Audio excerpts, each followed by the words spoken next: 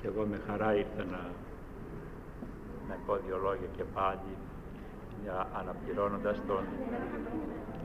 ακούσαμε σιγά σιγά. Λοιπόν, με χαρά ήρθα να πω δύο λόγια εις αναπλήρωση του Σεβασμιωτάτου Επισκόπου Μπάτσκας κυρίου Ειρηναίου.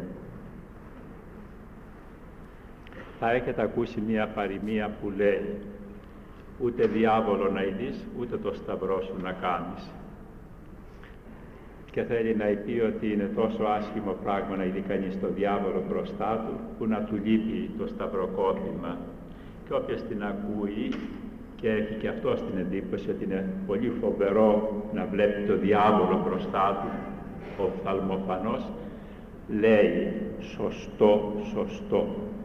Ο Θεός να μας φυλάει, ούτε διάβολο να ειδείς, ούτε το σταυρό σου να κάνεις. Μέσα σε ένα άλλο βιβλίο της Εκκλησίας που λέγεται Λιμονάριο, διαβάζουμε την εξής ιστορία. Ήταν ένας ασκητής στην έρημο της Παλαιστίνης, ο οποίος βασανιζόμενος από διαφόρους πειρασμούς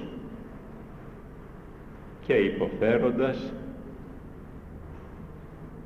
άρχισε να αγανακτεί. Και τι είναι και πώς θα περνάει και πώς περνάει αυτή η ζωή έτσι και τα λοιπά και τα λοιπά. Οπότε άκουσε τη φωνή ενός πνεύματος, το οποίο του έλεγε «Μη προσκυνάς εκείνη», και του έδειξε την εικόνα της Παναγίας, και από εκεί και πέρα θα σε αφήσω με ελεύθερο, δεν θα έχεις τέτοια προβλήματα. Και αυτό σε σκέφτει, προκειμένου να γλιτώσω από αυτά που είναι το αιώνιο και μόνιμο πρόβλημά μου, δεν βαριέστε και αν δεν κάνω μετάνοιες και προσκυνήματα στην εικόνα της Παναγίας. Και έπαψε να κάνει. Και από εκεί και πέρα ειρήνευσε εντελώς, κανένα πρόβλημα, και έλεγε μέσα του «Σωστό, σωστό». 1000 φορές να μην προσκυνάει κανείς την εικόνα αυτή, προκειμένου να έχει την ησυχία του και να προοδεύει, αφού έχει ησυχία από αυτή την πλευρά, να προοδεύει με το δικό του τρόπο. Να όμως το ερώτημα, σωστό και το ένα, σωστό και το άλλο, ή μήπως και τα δύο δεν είναι σωστά?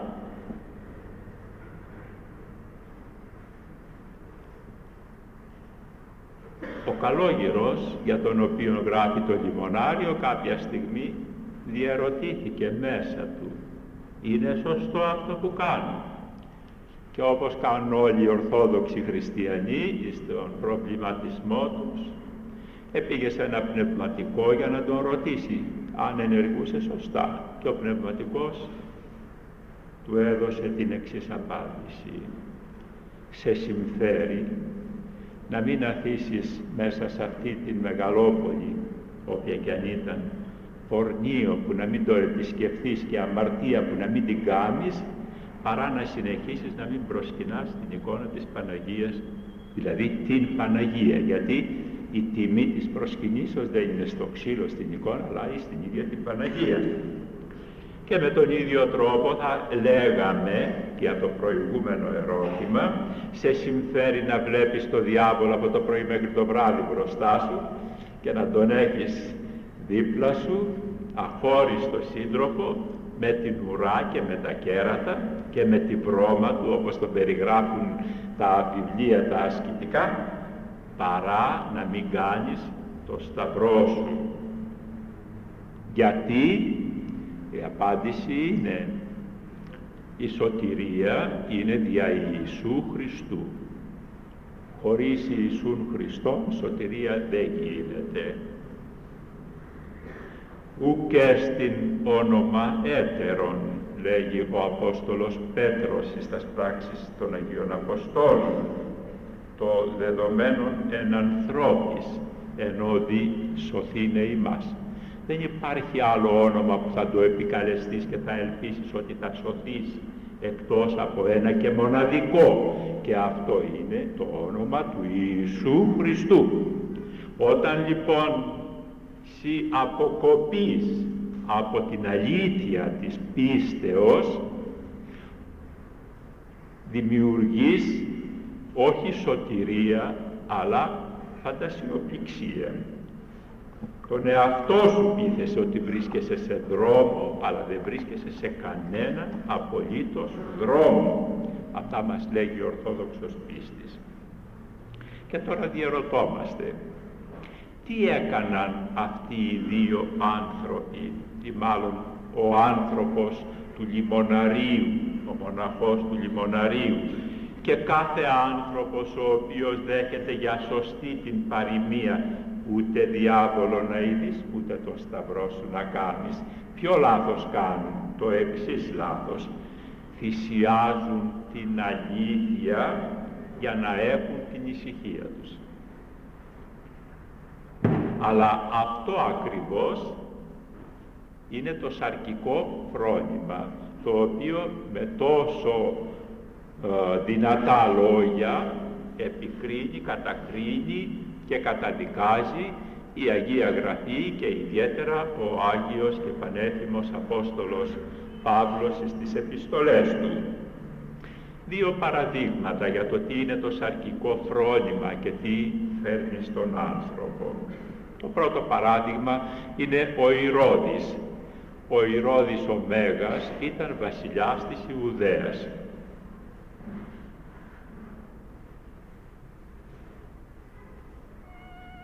Και σαν βασιλιάς, ή μάλλον σαν προσωπικό του ήθος, είχε θεμελιώσει τη ζωή του στο μεγαλείο του αξιώματός του και εις την απόλαυση των επιγείων αγαθών.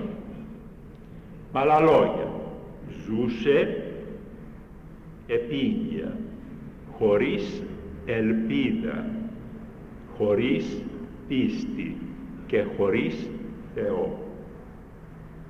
Όταν λοιπόν κάποια στιγμή άκουσε ότι έρχεται ο Χριστός, ή μάλλον ότι ήλθε ο Χριστός, είδε τον Χριστό σαν κίνδυνο. Μέσα του εσκέφθη, ο Χριστός είναι επικίνδυνος. Είναι απειλή για τον ίδιον. Ο Χριστός ήταν απειλή, έτσι τον αισθάνθηκε.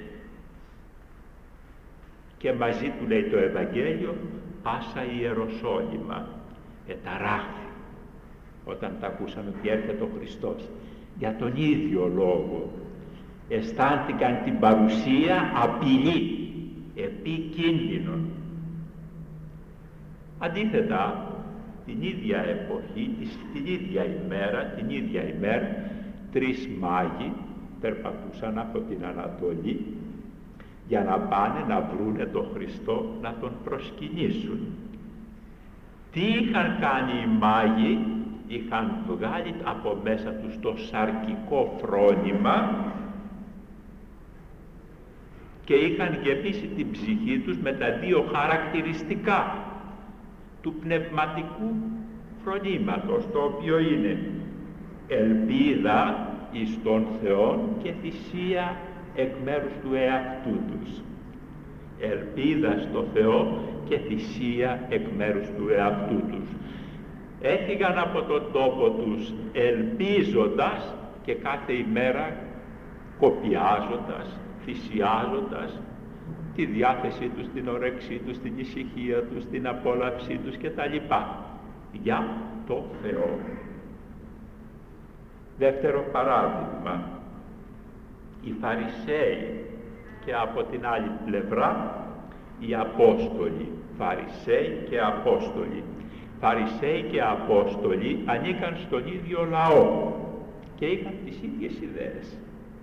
Μη σας φαίνεται παράξενο που λέμε ότι Φαρισαίοι και Απόστολοι είχαν τις ίδιες ιδέες. Τις ίδιες είχαν. Και την ίδια γεύση είχαν, όπως λέμε στη σύγχρονη ορολογία. Ίδιας γεύσης άνθρωποι ήσαν Φαρισαίοι και Απόστολοι. Αλλά ξαφνικά, όταν βρέθηκαν μπροστά στο Χριστό, διαφοροποιήθηκαν. Γιατί οι μεν Φαρισαίοι έμειναν εις τις ιδέες τους, δεν θέλησαν να τις θυσιάσουν. ενώ οι Απόστολοι, ακούγοντας τα λόγια του Χριστού, εκείνα που έλεγε και στους Φαρισαίους, εδείχθηκαν πρόθυμοι να θυσιάσουν τις δικές τους ιδέες. Παραδείγματι, είπε ο Χριστός κάποια ημέρα, εάν δεν φάτε τη σάρκα του Υιού του ανθρώπου και πιείτε το αίμα του, δεν έχετε ζωή εν εαυτής. Είπαν οι Φαρισαίοι και οι επηρεαζόμενοι από τη διδασκαλία τους, και τις δύναται σωθείτε, τις δύναται αυτού ακούειν, δεν τον απαρατάσετε. Είναι αυτά που λέει τώρα. Από εκεί.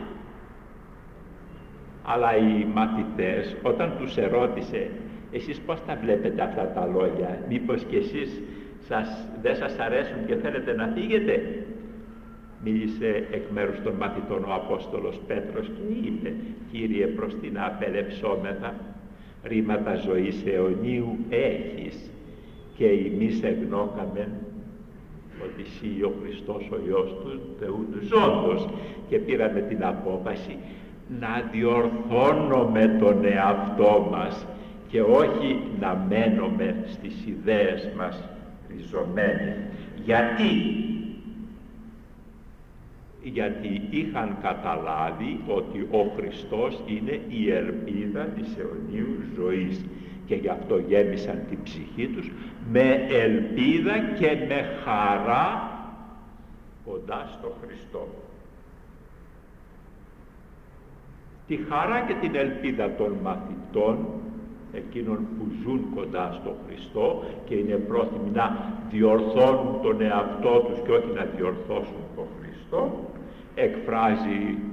εξέφρασε ο Χριστός με τα εξής λόγια. Γίνω αρχομένων δε γίνεστε τούτον για το τέλος του κόσμου. Ανακύψατε, σηκώστε το κεφάλι σας. Μην είσαστε σκυθροποί, καμπουριασμένοι. Επάρατε τα σκεφαλά ημών, ότι εγγίζει η απολύτρωσης ημών. Δηλαδή, όσο περισσότερο διώχνετε το σαρκικό φρόνημα, το οποίο λέει αιμονή στις προσωπικές σας ιδέες και στα προσωπικά σας συμφέροντα, απόρριψη της θυσίας, όσο περισσότερο απομακρύνεστε από αυτό και πλησιάζετε στην πίστη στο Θεό, στο Χριστό και στην ελπίδα σε αυτό, τόσο περισσότερο βρίσκεστε κοντά στην σωτηρία, στην ελπίδα της σωτηρίας. Ερχόμαστε τώρα στο σύγχρονο κόσμο.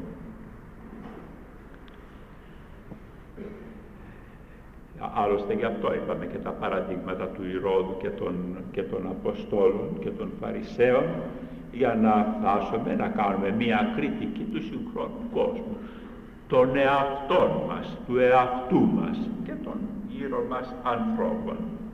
Μέσα λοιπόν στο σύγχρονο κόσμο βλέπουμε, είτε το θέλουμε είτε δεν το θέλουμε, μία καθίσηση, και μάλιστα πολυείδη και από πολλές πλευρές. Θρησκευτικά, πόσος πληθυσμός είναι σε κάθε ενορία των Αθηνών, πόσοι φαίνονται κάθε Κυριακή στην Εκκλησία, πόσες είναι οι εντολές του Θεού, πόσες στηρούν οι άνθρωποι, πόσο πόχο έχουν να πάνε στη Βασιλεία των Ουρανών, πώς τον εκδηλώνουν. Καταντούμε να γράφουμε μηδενικά. Αν δεν ελπίζαμε ότι κάτι καλύτερο κρύβεται από τα φαινόμενα, θα γράφαμε συνεχώς μηδενικά. Τίποτε. Αν γράφουμε κάποιο διαφορετικό από μηδενικό βαθμό, είναι γιατί ελπίζουμε ότι κάτι είναι κρυμμένο μέσα στην καρδιά του ανθρώπου. Κοινωνικά, τι διαφθορά επικρατεί, τι ληστείες, τι κλεψές, τι ατομισμός. θυσία των πάντων για το ατομικό συμφέρον. Ουσιαστικά η κοινωνία έχει πάψει να είναι, η κοινωνία διαλύεται, γιατί κανένας δεν υπολογίζει το σύνολο, όλοι υπολογίζουν μόνο τον εαυτό τους. Ηθικά, ας το αφήσουμε για το ηθικά σε ποιο χάλι βρισκόμαστε. Πολιτικά, παγκόσμιο ξεχαρβάλωμα. Το λέω εγώ από παντού. Από παντού ακούγεται η ίδια φωνή. Οικονομικά, κάτι το ανάλογο. Από τώρα σε αυτό το σημείο θα σας διαβάσω ένα κομμάτι από το περίφημο βιβλίο του Will Durant,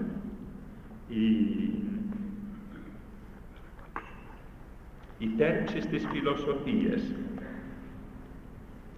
Γράφει σε ένα σημείο αυτός λοιπόν ο μεγάλος φιλόσοφος της ιστορίας και μεγάλος ιστορικός. Όπως οι βάρβαροι λαοί διέλυσαν τη Ρωμαϊκή Αυτοκρατορία με την ομή βία της ισχύος και ανυπερβλήτου αριθμητικής υπεροχής, με την οποία κατέβαλαν ένα χαυνομένο από τον εκπολιτισμό και εξασθενημένο από την συνεχή μείωση του πληθυσμού έθνος.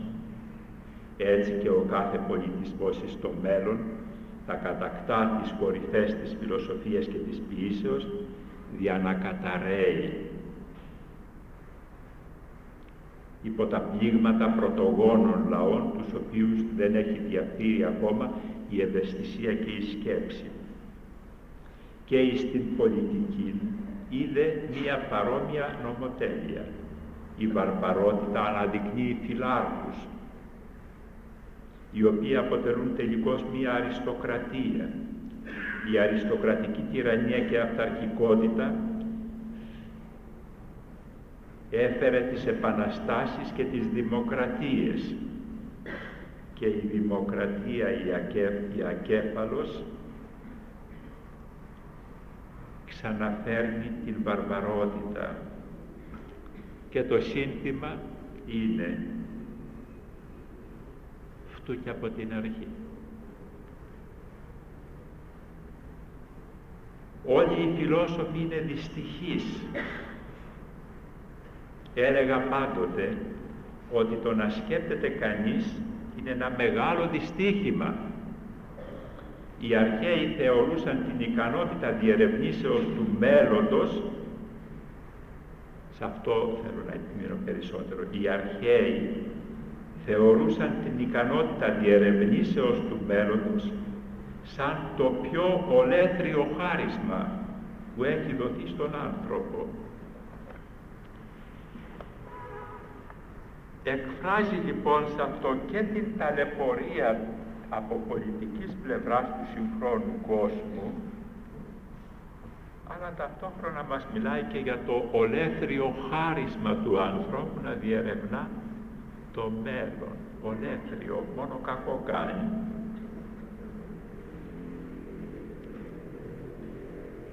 Και γενική παρατήρηση όλων είναι ότι ο κόσμος πηγαίνει προς τα κάτω, βρίσκεται σε μια στροφή, σε μια κάμψη, σε μια καμπή.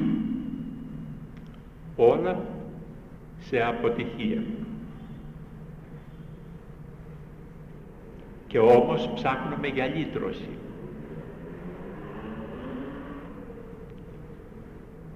Και όλος ο κόσμος σήμερα στενάζει και λέει πού θα βρεθεί ανάκαμψη. Από την κάμψη προς τα κάτω, κάμψη προς τα άνω. Πώς και πού θα βρεθεί. Και λίγο πολύ όλοι νοσταλγούμε σωτήρες. Σωτήρες. Και όταν δεν τους βρίσκουμε τους σωτήρες, τους ανθρώπους, ψάχνουμε να τους βρούμε σε ιδεολογίες. Βρήκαμε και σε ιδεολογίες. Θυμηθείτε τον υπαρκτό σοσιαλισμό που έλεγε πως θα φέρει τον παράδεισο στη γη, παράδεισο χωρίς Θεό, και έφερε κόλαση χωρίς διάβολο ή με τον διάβολο μαζί. Τέλος πάντων δεν έχει σημασία. Γιατί παράδεισος χωρίς Θεό δεν γίνεται. Ήρθε λοιπόν αντί για τον παράδεισο χωρίς Θεό, ήρθε μια κόλαση με αφανή ή εμφανή το διάβολο, ο Θεός ξέρει. Λοιπόν, δημιουργείται λοιπόν αυτός ο πόθος της ανακάμψεως και ψάχνουμε για το λυτρωτή, το σωτήρα, μέσα στις ιδεολογίες. Και έρχεται λοιπόν και η ιδεολογία που λέει η εποχή του υδροχώου πέρασε, των ιχθύων πέρασε και το υδροχώος τώρα θα ανατείλει ένας καινούριος αιώνας, φτού και από την αρχή, για να μπούμε στον καλό δρόμο και να αποκτήσουμε κάποια ελπίδα με σαρκικό φρόνημα.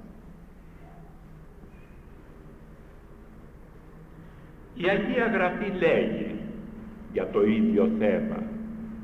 Μιλάει ο προφήτης Ισαΐας και λέγει: θα έρθει κάποια εποχή που οι άνθρωποι θα αισθανθούν τόσο φτωχοί από απόψεως ηγεσίας, που όποιον βρούνε να έχει ένα ρούχο χωρίς μπαλώματα, γιατί τότε αυτό ήταν το καινούριο ρούχο, να μην έχει μπαλώματα απάνω, θα του λένε έλα να γίνεις αρχηγός μας.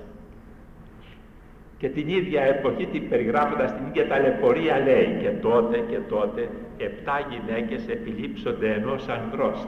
Θα πιάσουν έναν άνθρωπο, θα τον βρουν και θα του λένε να είσαι εσύ αφεντικό μας, το ψωμί το δικό μας θα φάμε, το ρούχο μας θα φορέσουμε, όλα θα τα κάνουμε μόνες μας, μόνο εσύ να λέγεσαι ο άντρας μας. Τέτοια περίοδος καταπτώσεως, λέει, θα επικρατήσει κάποια φορά στον κόσμο, εικονικά βέβαια θα λέει αυτά ο προφήτης Ισαΐας, για να δείξει τι φτώχεια θα επικρατήσει κάποια φορά στον κόσμο. Ο Χριστός μας έχει πει ότι ανάλογο πρόβλημα, αυτό το πρόβλημα θα αντιμετωπιστεί έντονα από τον κόσμο. Και λέγει: εγώ ήλθον εν το ονόματι του Πατρός μου και δεν με δεχθήκατε και ο κόσμος δεν με δέχεται. Εάν της έλθει εν το ιδίο ονόματι, εκείνον δέξονται. Μας θέτει λοιπόν ο Χριστός ενώπιον ενός προβλήματος, το οποίο λέγει. Τι λέγει το πρόβλημα αυτό? Ο κόσμος προχωρεί σε μια δύσκολη περίοδο. Η σωτηρία θα προέλθει από πού? Από το Θεό μπορεί να προέλθει, ή από κάπου αλλού. Εγώ ήλθον εν το ονόματι του Πατρός μου, δεν με δέχεστε. Εάν της έλθει εν το ονόματι το ιδίον, εκείνον δέξονται, θα τον δεχθούν. Με ποια προϋπόθεση? Δεν τους αρέσει το κατά Θεόν το πνευματικό φρόνημα. Θέλουν ο αρχηγός τους να είναι σύμφωνος με το σαρκικό τους φρόνημα, να μην τους ζητάει να αρνηθούν τον εαυτό τους. Εκείνον θα τον δεχθούν όταν δεν τους ζητάει να αρνηθούν τον εαυτό τους.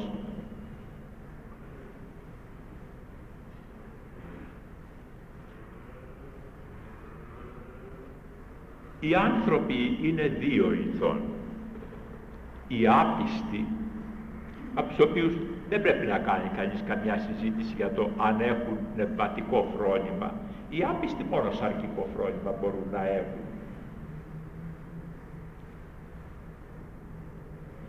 Και οι ολιγόπιστοι. Οι ολιγόπιστοι όμως έχουν και αυτοί, ενώ πιστεύουν στο Θεό, πιστεύουν ότι υπάρχει μετά θάνατον ζωή, πιστεύουν ότι έχουν ψυχή, δεν έχουν νικήσει και δεν έχουν απομακρυνθεί από το σαρκικό φρόνημα. Μέσα τους κυριαρχεί το σαρκικό φρόνημα. Αυτοί λοιπόν οι άνθρωποι, όταν ακούν για θυσία και για πλήρη ελπίδα, σωστή ελπίδα προς το Θεό, λένε αυτά θα κάνουμε, καήκαμε. Και μια τέτοια δυνατότητα την απορρίπτουν. Το ευσεβές φρόνημα τώρα τι λέει? Το πνευματικό φρόνημα. Μας λέγει ο Άγιος Κοσμάς ο Αιτωλός ένα παράξενο λόγιο. Είμαστε, λέει, υπόδουλοι στον Τούρκο, τον Σουλτάνο. Ξέρουμε τι επέρασαν οι πρόγονοί μας, δούλοι του Σουλτάνου, που ο κάθε Πασάς, ο κάθε Τούρκος είχε τη δυνατότητα να κάνει τον Ρωμιό ό,τι ήθελε. Και ο Άγιος Κοσμάς ο Αιτωλός λέει: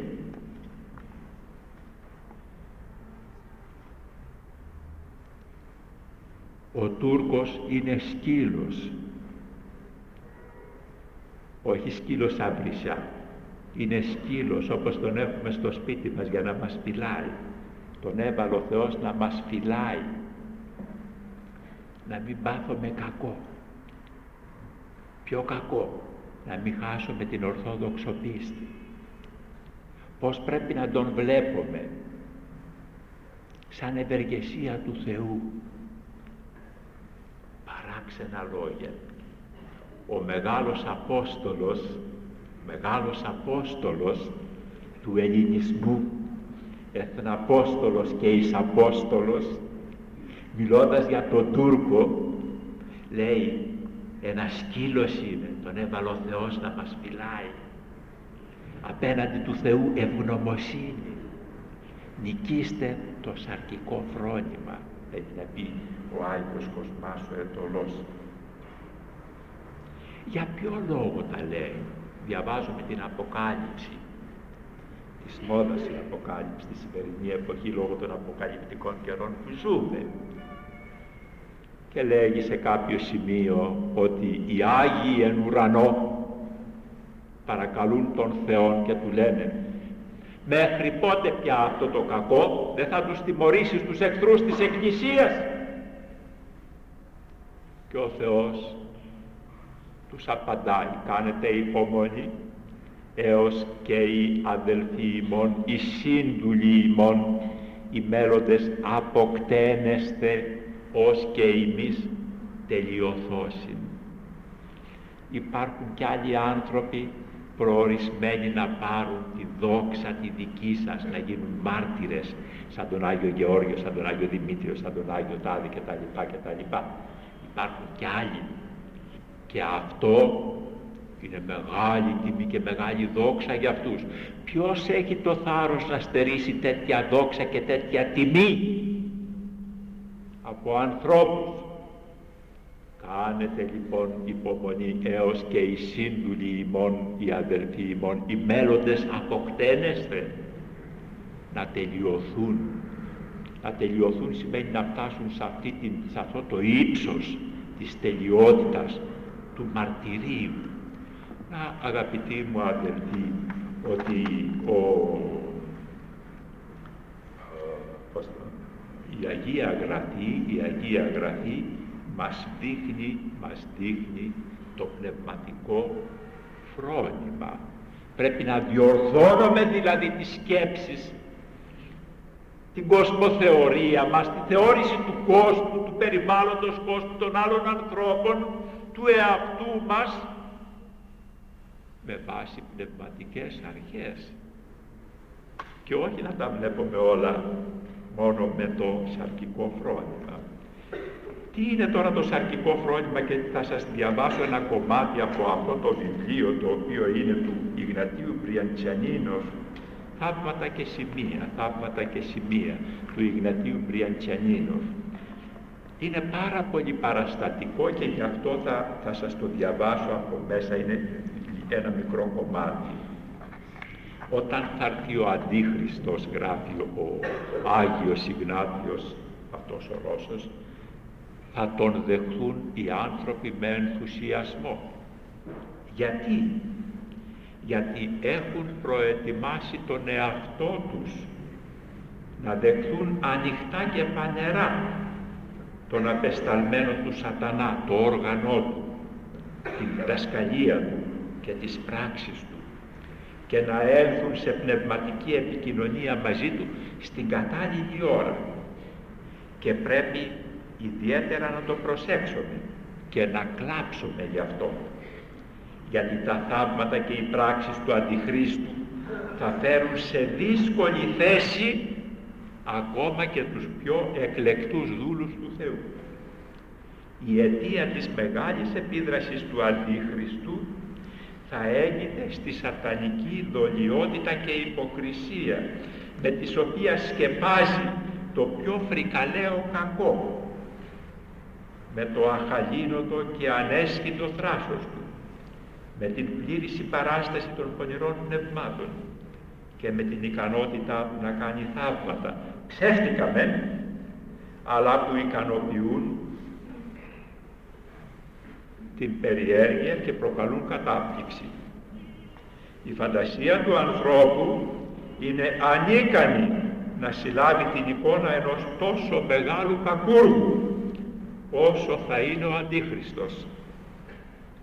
Θα σαλπίζει για τον εαυτό του, όπως σάλπιζαν και οι πρόδρομοι του, οι προτυπώσεις του. Θα ονομάζει τον εαυτό του κήρυκα και παλινορθωτή της αληθινής θεογνωσίας. Έτσι, εκείνοι που δεν κατανοούν το χριστιανισμό στην ουσία του, θα ειδούν σε αυτόν ένα αντιπρόσωπο και υπέρμαχο της αληθινής θρησκείας και θα καταδικάσουν το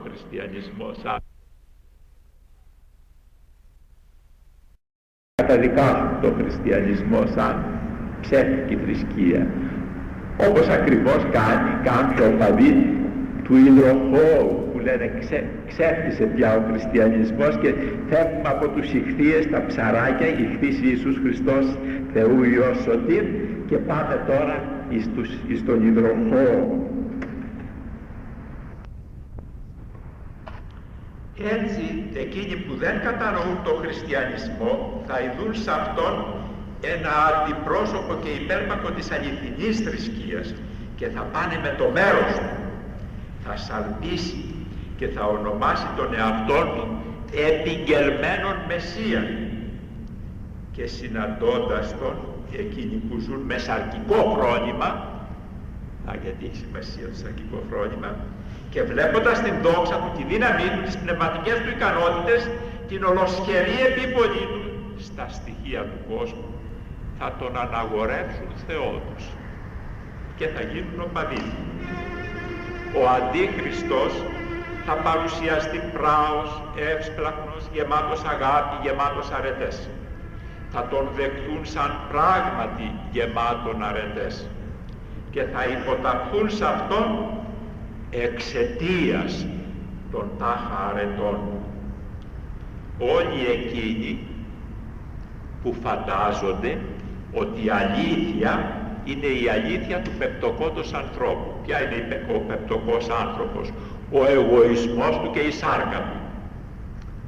Όσοι φαντάζονται ότι η αλήθεια για τον άνθρωπο είναι η αλήθεια του πεπτοκόντος ανθρώπου, του εγωισμού του δηλαδή, της αξιοπρέπειάς του, όπως λένε με εξευγενισμένα λόγια, και της σάρκας του, αυτοί θα υποταχθούν εις τον Αντίχριστον.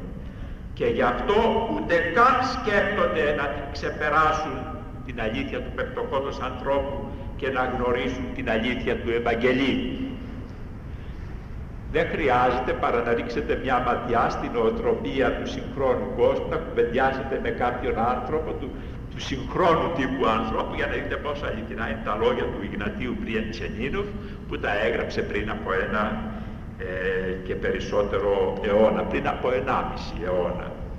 Ο Αντίχριστος τότε θα εισηγηθεί στην ανθρωπότητα τη δημιουργία μιας ανώτατης παγκόσμιας ειρήνης και ευημερίας. Θα προσφέρει τιμές, πλούτη, μεγαλεία, σημαντικές ανέσεις και σαρκικές ειδονές. Αυτό που θέλει ο σαρκικός άνθρωπος. Και όσοι ποθούν επίγεια πράγματα θα τον δεχθούν και θα τον ονομάσουν Κύριό τους. Ενώπιον της ανθρωπότητας ο Αντίχριστος θα ανοίξει και τα λοιπά, και ας μην προχωρούμε παρακάτω, είναι αρκετά αυτά που διαβάσαμε από το βιβλίο αυτό.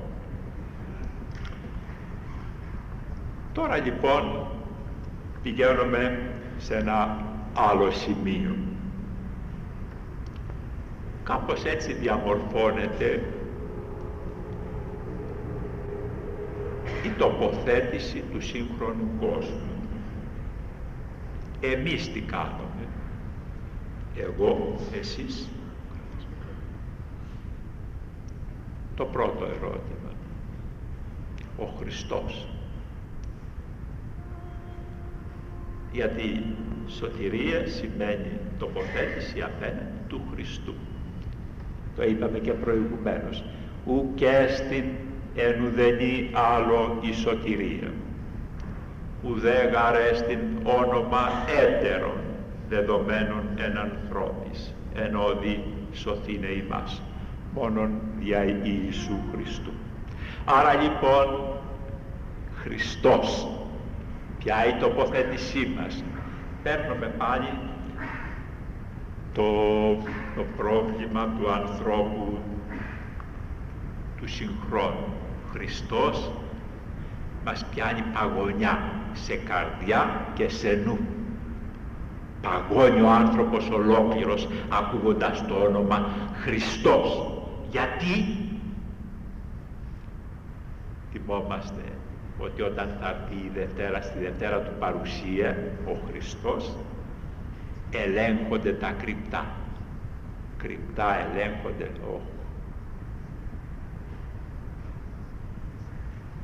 Εκείνα που όλοι μας στη ζωή φροντίζαμε να τα κρύψουμε και τα κρύβαμε, εκεί θα ελεγχθούν. Καλύτερα να μην έρθει και αμαρτή να είμαστε χώρια εμείς. Οποιονδήποτε άλλο, ναι, αυτόν όχι. Για ποιο λόγο η τοποθέτηση αυτή? Επειδή το σαρκικό φρόνημα λέγει όχι διόρθωση. Δεν έχουμε καμιά διάθεση για διόρθωση, που είναι το πρώτο στοιχείο του πνευματικού φρονήματος. Πόθος διορθώσεως και συμμορφώσεως με την αλήθεια, όπως έκαναν οι Απόστολοι.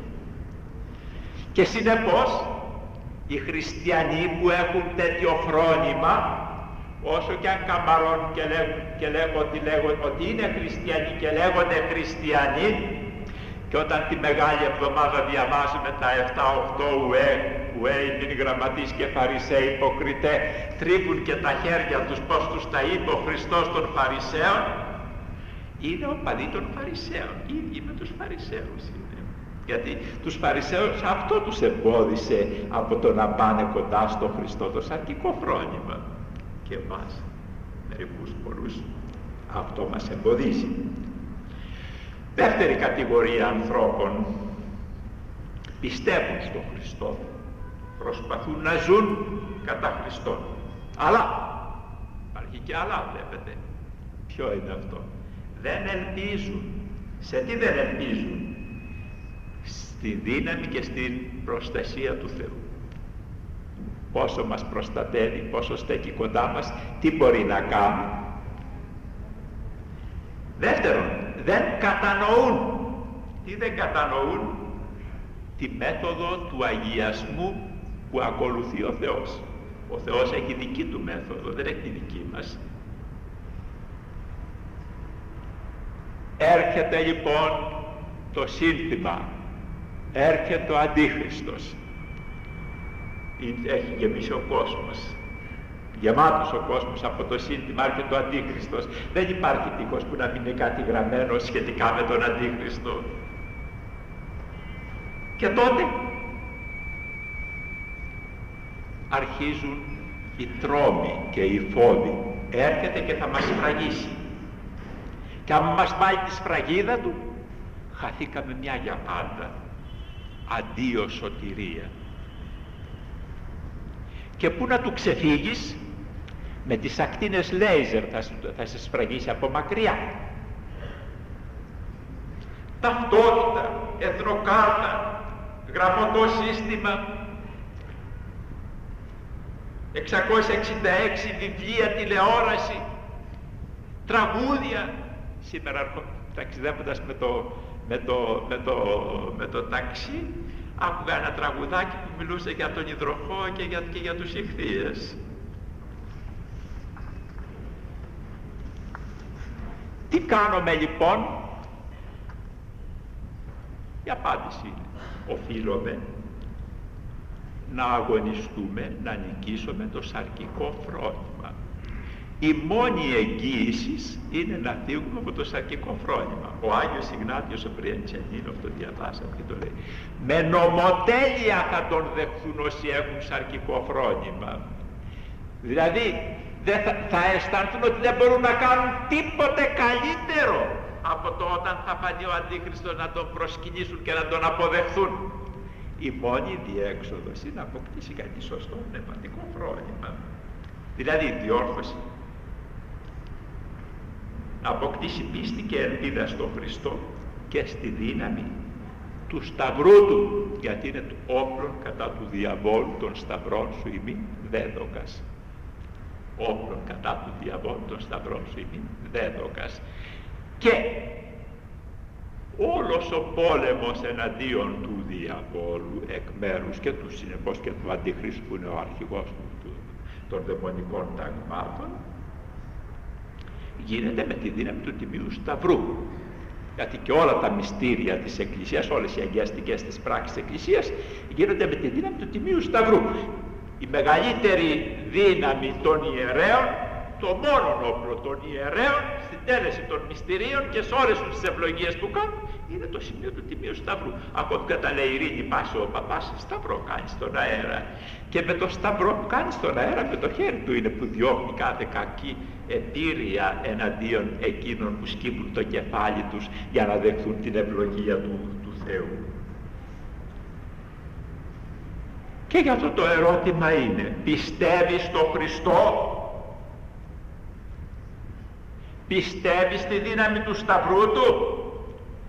Πιστεύεις ότι ο Χριστός, όπως λέγει μέσα ο Απόστολος Παύλος, ανελεί των άνθρωπων της ανομίας, τον Αντίχριστο όταν θα έρθει, με το φύσιμά του, το πνεύματι του στόματος αυτού, με ένα απλό φυσιματάκι από το στόμα του. Είναι τόσο τυποτέριος μπροστά στον Χριστό. Το πιστεύεις αυτό? Στηρίξου εκεί και βασίσου και μη φοβάσαι τίποτα. Δεν το πιστεύεις? Το μόνο που έχεις να κάνεις, το καλύτερο που έχεις να κάνεις είναι να αρχίσεις την προσευχή και να λες πρόσθεση μην πίστην Κύριε και να αγωνιστείς με τα όπλα που συνιστά η Εκκλησία και υποδεικνύει, να δυναμώσεις την πίστη σου και να αποκτήσεις πίστη. Γιατί η πίστη δεν είναι σαν τα γαλανά μάτια, τη μύτη, το ύψος, το ανάστημα, δεν ξέρω εγώ τι και τα χαρακτηριστικά του προσώπου, εκφύσεως δεδομένα, ή τα έχεις ή δεν τα έχεις, αλλά είναι αρετή. Δηλαδή τι σημαίνει αρετή? Κατόρθωμα δικό σου. Άμα θέλεις αποκτάς πίστη σαν τον Απόστολο Πέτρο, και άμα θέλεις τη βουλιάζεις μέσα σε 2 λεπτά να γίνεις σαν τον χειρότερο αποστάτη. Θα πει κανείς, Πάτερ Μελέτια, είσαι πολύ συνηθισμένος να κάνεις απλοποιήσεις. Όλο αυτό ακούω τώρα τελευταία. Απλοποίηση μας κάνει εδώ, απλοποίηση μας κάνει εκεί, απλοποίηση μας κάνει εκεί, απλοποίηση μας κάνει εκεί. Όλα απλοποιήσεις κάνεις, μωρέ Πάτερ Μελέτια. Ναι, απλοποιήσεις κάνω και εδώ και θα συνεχίσω να κάνω σε όλη μου τη ζωή απλοποιήσεις, γιατί αυτές τις απλοποιήσεις έχει κάνει ο Χριστός.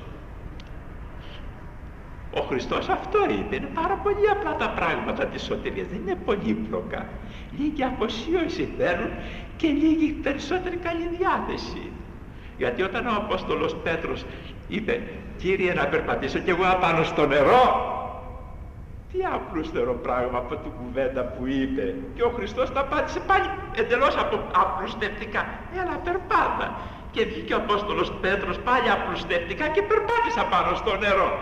Αλλά όταν το έκανε πολυσύνθετο, γιατί πόσο βαθιά είναι η θάλασσα, τι ψηλό το κύμα, πόσο εκείνο, και πήγε και αυτό στον πάτο και χρειάστηκε πάλι απλοποιητικά να απλώσει το χεράκι του ο Χριστός και να τον πιάσει για να μην βουλιάξει και να τον τραβήξει πάνω στο καράβι. Τώρα λοιπόν προχωρούμε σε ένα παρακάτω. Θυμάστε ότι έχουμε το πρόβλημα των μαρτύρων του Ιεχωβά. Βέβαια έχουν, δόξα τω Θεώ, χάρη τα ωραία βιβλία του πατρός Αντωνίου και μια ορισμένη δράση, τώρα αρχίζουν η εργασία τους και η δράση τους να καταπέφτει. Γράφουν λοιπόν οι μάρτυρες ότι δεν θέλουν. Γράφουν λοιπόν ότι έγραφαν ότι ο Αντίχριστος θα έρθει το 1915, μετά το 25, μετά είπαν κάποια άλλη χρονολογία, μετά το 75 και ακόμα να έρθει ούτε Χριστός ούτε Αντίχριστος. Γιατί? Λάθος υπολογισμοί. Αυτά τα πράγματα τα μιμούνται και μερικά ορθόδοξα βιβλία. Έχω εδώ ένα βιβλίο που λέγεται «Η ερχομένη Ρομφαία». Γράφει λοιπόν και αυτό παράξενα πράγματα. Πώς επηρεαζόμαστε, ότι το 1984 αρχίζει η χιλιετής βασιλεία του Θεού επάνω στη γη. Δεν υπάρχει τέτοιο πράγμα. Η χιλιετής βασιλεία πάνω στη γη άρχισε τότε που σταυρώθηκε ο Χριστός. Είναι η ιστορία της Εκκλησίας. Αυτό τα δω είναι πνόθα πράγματα, ψέματα. Λοιπόν, και αμέσως μετά θα γίνει η Ανάσταση των νεκρών, που δεν έγινε ακόμα. Τι θέλω να πω με αυτό το πράγμα, Θέλω να πω το εξής. Ο Χριστός μας είπε, «Ιδού έρχομαι εν το μέσο της νυκτός». Έρχεται ο νυμφίος, έρχεται εν το μέσο της νυκτός. Πότε? Ουδείς είδε. Εν ώρα Ιού προσδοκάτε. Κανείς δεν θα περιμένει την ώρα. Όταν λέει κανείς, το μιλάει στους Αποστόλους, ούτε οι Απόστολοι, δεν μπορεί κανένας να την περιμένει την ώρα. Και κάποια άλλη φορά έλεγε, πότε θα γίνει αυτή η μέρα, πότε θα έρθει, δεν ξέρουν ούτε οι άγγελοι, για τους οποίους λένε οι πατέρες. Ένας άγγελος έχει περισσότερη γνώση και σοφία πάνω στα θεολογικά από τον καλύτερο θεολόγο του κόσμου. Και προσθέτει ακόμη, ούτε ο Υιός, ημιμόνον ο Πατήρ. Ο Υιός τώρα, τι είναι ο Υιός? Γιατί είναι ομοούσιος με τον Πατέρα και έχει την ίδια γνώση με τον Πατέρα. Αλλά εδώ ο Χριστός λέει, και ο Υιός σαν άνθρωπος, και αυτός δεν το ξέρει. Τι θέλει να πει? Με τη δύναμη της αγιοσύνης του, της ανθρώπινης, και με τη δύναμη της φαιάς ουσίας του εγκεφάλου του, ούτε και αυτός θα μπορούσε να το συμπεράνει από τα άλλα δεδομένα, μέσα από ερμηνείες, μέσα από περιστατικά, από άλλα προϋποθέσεις και τεκμήρια, ας πούμε, που οδηγούν σε κάποια λύση του προβλήματος αυτού. Δεν έχει δύναμη, λέει ο άνθρωπος, μας λέει ο Χριστός, με την ερευνά του να λύσει αυτό το θέμα. Μην ταλαιπωρήστε δίδοντας σημασία σε τέτοιου είδους στοιχεία, ερμηνείες και αναπτύξεις. Για ποιο λόγο? Γιατί το θέλημά του είναι. Ποιο είναι το θέλημά του? Θα διαβάσουμε από την Αποκάλυψη. Λέει σε κάποιο μέρος ότι εμφανίστηκαν 7 βροντές. Ένας άγγελος ισχυρός κατέβηκε από τον ουρανό, περιβεβλημένος με φέλιν και τα λοιπά, και είχε στα χέρια του ένα βιβλίο ανεωγμένο. Πάτησε με τον πόδι στην ξηρά και με τ' άλλο στη θάλασσα και φώναξε με όλη του τη δύναμη, ως λέον βρυχάτε. Και αμέσως μετά ελάλησαν 7 βροντέ, τα σε αυτόν φωνάς.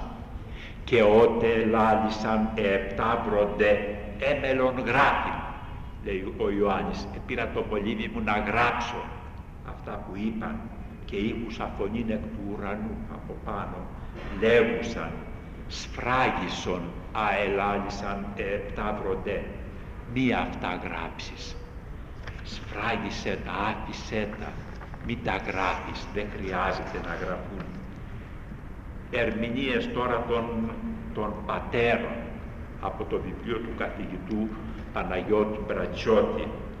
Βροντές είναι αγγελικά ότα, είναι άγγελοι, και το σφράγισον σημαίνει άστακοι που είναι.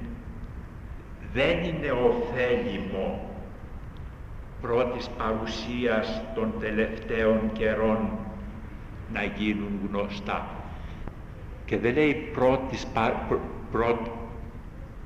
πρώτης παρουσίας των τελευταίων καιρών. Πρώτα θα έρθει η Δευτέρα παρουσία, λέει, και μετά θα γίνουν γνωστά. Δεν είναι ωφέλιμο πρώτης παρουσίας των τελευταίων καιρών εμφανίζεστε. Και εξηγεί παρακάτω ο δικός μας ερμηνευτής. Ο λόγος της φραγίσεως είναι, ως φαίνεται, η αποφυγή εμπνεύσεως εις τους πιστούς υπερβολικού τρόμου. Υπερβολικού τρόμου. Ερχόμεθα στο σημείο το επίκαιρο. Η πολλή κουβέντα για τον Αντίχριστο που εμπνέει τρόμο στους πιστούς είναι παγίδα του Αντιχρίστου και όχι πολεμική εναντίον του Αντιχρίστου. Γιατί και παρακάτω λέει, έδωσε ο άγγελος το βιβλίο αυτό να το φάγει ο Ιωάννης, και όταν το έφαγε, γλυκό στο στόμα, πικρό στην κοιλιά, και εξηγεί, «Ιδίνεται, αισθάνεται ευχαρίστηση επί το αγγέλματι της προσεχούς ολοκληρώσεως του σχεδίου, του θείου σχεδίου περί οριστικής απολυτρώσεως». Γλύκα είναι η ελπίδα της σωτηρίας, και πίκρα που πήγε, το έφαγε και στην κοιλιά του, έγινε πικρό, όσο περισσότερο σκέπτεται τι δοκιμασίες έχουν να υποφέρουν οι άνθρωποι αυτών των τελευταίων ημερών από αγάπη και συμπόνια προς αυτούς. Έχει πίκρα, πικραίνεται. Λοιπόν, σφράγισον, λέγει ο άγγελος τον Άγιο Ιωάννη, μία αυτά γράψεις. Ερώτημα τώρα, γιατί εμείς θέλουμε να ξεσφραγίσουμε? Εκείνα που ο άγγελος είπε στον Ιωάννη, σφράγισον, γιατί εμείς θέλουμε να ξεσφραγίσουμε? Μέσα κρύβεται το σαρκικό φρόνημα, όχι το πνευματικό φρόνημα. Παρακάτω όμως η Αποκάλυψη, αυτά τα γράφει στο 10ο κεφάλαιο, στο 22ο κεφάλαιο γράφει τα εξής. «Μακάρι οι πλύνοντες τα στολάς αυτών εν το αίματι του αρνίου, ότι της πυλώσιν εισέλθωσιν εις την πόλη του Θεού.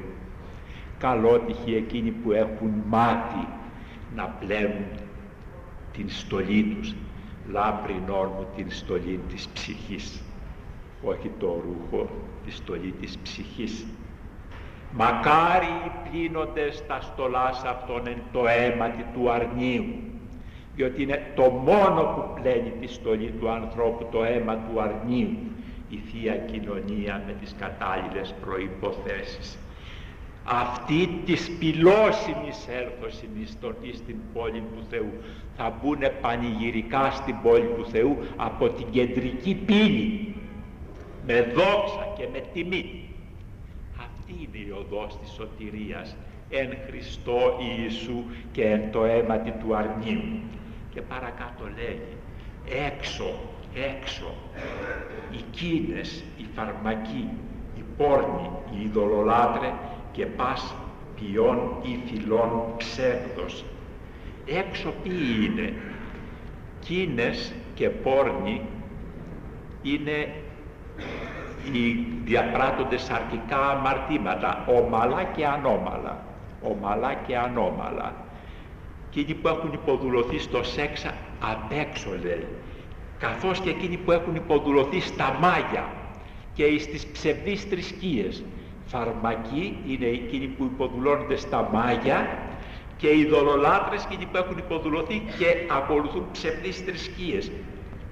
Και πας ποιών ή φυλών ψεύδος, και κάθε άνθρωπος ο οποίος έχει υποδουλωθεί στο σαρκικό φρόνημα, το να μην έχει όρεξη για θυσία, χάρη του Θεού και χάρη των άλλων ανθρώπων. Μας λέει ποιοι είναι μέσα και ποιοι είναι απ' έξω. Καταλαβαίνουμε αρκετά πράγματα και από αυτά τα πράγματα πρέπει να προβληματιστούμε για αυτό το μεγάλο θέμα. Θα σας διαβάσω τώρα λοιπόν κάτι ακόμα και θα τελειώσω με αυτά τα λόγια. Λέγει ο Κύριος ημών Ιησούς Χριστός: μη σφραγίσεις αυτούς τους λόγους. Ποιοι είναι μέσα και ποιοι είναι απ' έξω. Αυτά να τα κηρύττεις συνεχώς. Γιατί αυτό είναι το ενδιαφέρον για τον άνθρωπο, η υπερνίκηση του σαρκικού φρονήματος. Ο γάρ καιρός εγγύσεστη. Διότι για τον κάθε άνθρωπο είναι κοντά ο καιρός. Ο αδικών αδικησά το έτη και ο ρυπαρός ρυπαρευτεί το έτη και ο δίκαιος δικαιοσύνη ποιησά το έτη και ο Άγιος αγιαστεί το έτη. Αλίμονος εκείνον που έχει υποδουλωθεί στο σαρκικό φρόνημα, κάθε ημέρα από το κακό στο χειρότερο πηγαίνει. Όπως και εκείνος που έχει δεχθεί το πνευματικό φρόνημα, όλο προς τα άνω, ο Άγιος αγιαστεί το έτη. Ιδού έρχομαι ταχύ, γρήγορα θα έρθω και ο μισθός μου με τεμού εστι αποδούνε εκάστου κατά το έργο αυτού. Και την τσέπη μου την έχω γεμάτη για να ανήψω όλους τους ανθρώπους ανάλογα με τα έργα τους. Εγώ το Α και το Ω, ο πρώτος και ο έσχατος, η αρχή και το τέλος. Δεν υπάρχει πουθενά ούτε άλλος πρώτος, ούτε άλλος έσχατος, ούτε αρχή, ούτε τέλος, ούτε Α, ούτε Ω. Ένας είναι το Α και το Ω, η αρχή και το τέλος, ο πρώτος και ο έσχατος, εκείνος που εν αρχή είπε γεννηθήτω και έγινε, και εκείνος που, όπως λέει το πιστεύω, ήταν συνάναρχος με τον Πατέρα, σύγχρονος με τον Πατέρα, ομοούσιος με τον Πατέρα, και εν καιρό το δέοντι, όταν ήρθε το πλήρωμα του χρόνου, κατήλθε εκ των ουρανών, εσαρκώθη, εσταυρώθη, ετάθη, ανεστήθη, ανελήφθη στον ουρανό, η αρχή, το Α και το παρελθόν, το παρόν καθεζόμενον εκ δεξιών του Πατρός και κυβερνώντα εκείθεν τον κόσμο, και πάλιν ερχόμενον με τα δόξης κρίνε ζώντας και νεκρούς, ου της βασιλείας ου έστε τέλος. Α και Ω, αρχή και τέλος, πρώτος και έσχατος, η μόνη εγγύηση της σωτηρίας. Αυτή είναι μία θεώρηση του συγχρόνου κόσμου και μέσα στην καμπίν την οποία διερχόμεθα, επάνω στην οποία πρέπει να φροντίσουμε, να στηρίξουμε τον εαυτό μας, την ελπίδα μας και τη ζωή μας. Σας ευχαριστώ για την υπομονή να με ακούσετε και εύχομαι τα λόγια μου να αποβούν και να είναι ωφέλιμα σε όλους μας. Ευχαριστούμε πολύ το Σεβασμιότατο. Όταν λέμε εκλεκτοί, καταρχήν, εκλεκτοί από Αγίους δεν διαφέρουν τίποτε στη δική μας αντίληψη. Οι Άγιοι είναι οι εκλεκτοί, έτσι. Και είπα προηγουμένως ότι οι Άγιοι, οι εκλεκτοί, οι οποίοι θα έχουν αθέλεια στον τρόπο της σκέψεώς τους και δεν θα έχουν την πνευματική σύνεση εκείνη την οποία είπε ο Χριστός, γίνεστε φρόνιμοι ως Ιώβης και ακέραιος υπεριστερέ, θα πέσουν. Υπάρχει και ένας άλλος κίνδυνος ακόμη για τους Αγίους που λέτε εσείς, ο κίνδυνος της κερδοξίας. Αλλά και αυτός είναι μια πνευματική αθέλεια. Το να γυρίζει ο ενάρετος άνθρωπος και να καμαρώνει για τις αρετές του είναι πνευματική αθέλεια. Κατά μία δική μου απλούστευση, έτσι, απλοποίηση. Ότι πριν από το θάνατό σου μη λέει, κύριε το πρώτο, πριν από το θάνατό σου μη φαντάζεσαι τον εαυτό σου πιστό. Και αυτό έχει σχέση με το εξής, ο άνθρωπος είναι τρεπτός. Σήμερα μπορεί να βρίσκεται στην κορυφή όλων των αρετών και αύριο ή μάλλον σήμερα στην πορεία του χρόνου να πέσει εντελώς και να μην έχει καμία αρετή και καθόλου πίστη.